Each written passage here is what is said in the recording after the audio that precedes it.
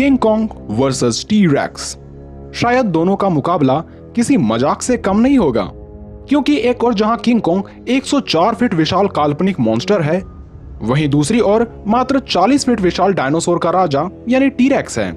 तो इस प्रकार आप अनुमान लगा सकते हैं कि किसकी जीत संभव है। खैर, आज का ये वीडियो है दो रियल लाइफ के मॉन्स्टर यानी द रियल किंग कॉन्ग जाइगैंटोपिथेकस और करोड़ों साल पुरानी सबसे खूंखार छिपकली टी-रेक्स के बीच की घमासान की। दोनों ही जीव लगभग एक समान आकार के होते थे। दोनों ही जीव अब विलुप्त हो चुके हैं और दोनों ही जीवों के पास काफी अधिक शक्ति थी।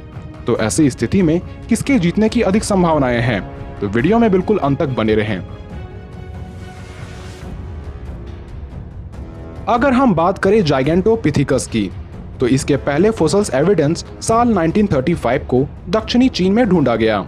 पहली बार जब वैज्ञानिकों को इसके स्कल बोन को देखने को मिला, तो वैज्ञानिकों ने बताया कि इस जीव की उत्पत्ति प्लेस्टोसीन इपोक यानी 26 लाख सालों पहले हो चुकी थी और इस विशाल वानर का अंत 1 लाख सालों पहले ही हो चुका था।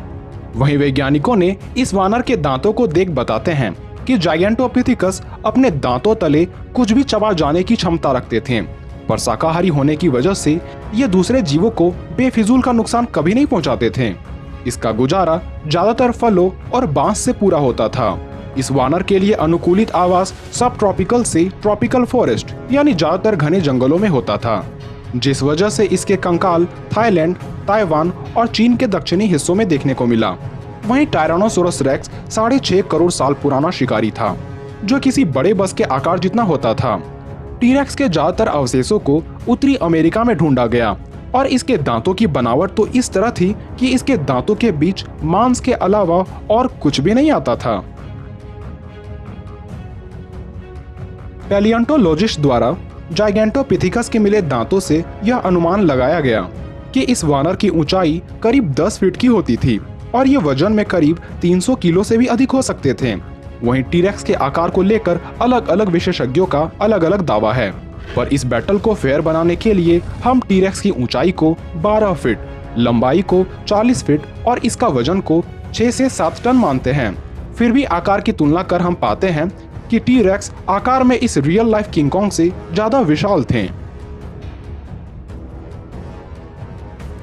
अगर हम दोनों की रफ्तार और फुर्ती की बात करें, तो जाइगैंटोपिथेकस अपने अधिकतम रफ्तार में 40 से 45 मील प्रति घंटा या 60 से 70 किलोमीटर प्रति घंटे की रफ्तार से भाग सकते थे। इसके अलावे इसके लंबे 2 पैर व हाथ इसे काफी फ्लेक्सिबिलिटी प्रोवाइड करती थी, जिस वजह से ये काफी फुर्तीले साबित होते थे।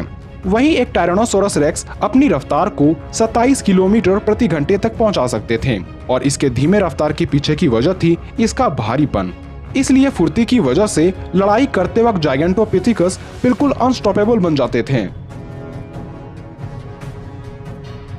अगर दोनों ही जीवों के प्रमुख हथियारों की बात करें, तो इसमें एक जाइगैंटोपिथेकस अपने हाथों तथा पैरों से भी किसी पर हमला कर सकते हैं।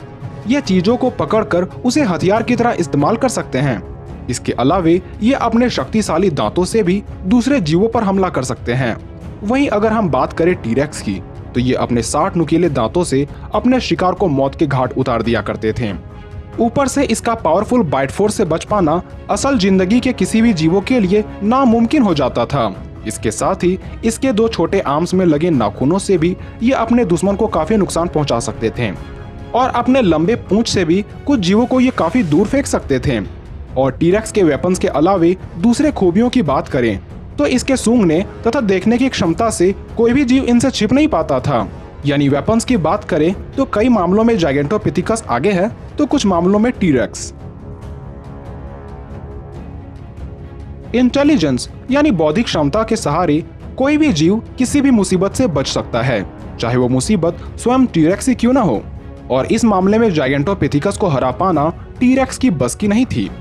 10 फीट विशाल ये वानर अपने भारी वजन होने के कारण अन्य वानरों की तरह पेड़ों पर चढ़ना नहीं जानते थे, पर ये पेड़ों को हिलाकर उसमें से फलों को नीचे गिरा लिया करते थे। और जहां दूसरे वानर पेड़ों पर रहते हैं, वहीं इस विशाल वानर का आवास किसी गुफाओं में होता था और इसी बात से अनुमान लगाया जा सकता है कि ये कितने इंटेलिजेंट होते थे।